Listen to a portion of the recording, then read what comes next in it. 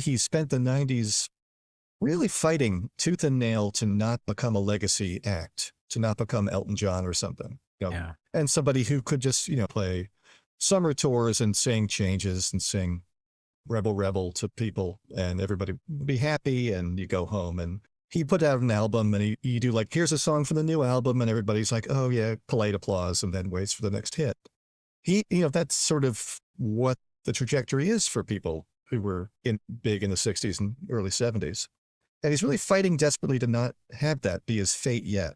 And then at the end of the 90s, there's almost like a relaxation, like a falling back of like, okay, I am in my 50s now, and people do love the old music, and I don't mind playing it anymore. And so there's kind of where he returns to Glastonbury and this kind of Return of the King kind of style in 2000. Yeah. And he does, all these old hits for the BBC and for some select shows in New York for his website.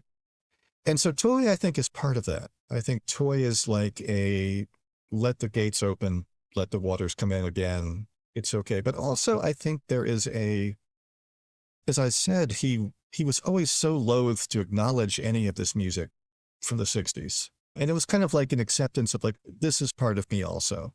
This is the canon. I can't help thinking about me, and I dig everything.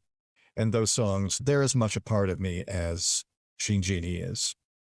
So I think that was part of it. But also, in a more mercenary angle, I think he had a composition partner for many years now with Reeves Gabrels. Gabrels co-wrote Hours with him, co-wrote most of Earthling. Outside was collaborations with Eno, with Alomar and Gabrels and Mike Garson and the kind of group sessions. So Bowie, for some time, had rarely kind of just sat down and written stuff again. And I think he was a little out of shape, isn't it? Maybe not the right way to say it, but kind of not used to having to go back down to the keyboard and put everything together by himself. And so I think doing covers was a way to kind of maybe buy a little time until you could get back in the groove. And you can kind of hear it towards the end when he starts writing the songs that turn up on Heathen, like Afraid and what became Slip Away, the great song, Uncle Floyd.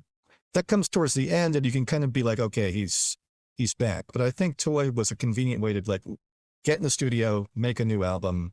I've already written these songs and they've already been arranged. So let's just play because the arrangements of Toy are not radically different from the originals. They're played probably better, more professionally and recorded in modern style, but it's not like they're doing wild improvisations or changes to these songs.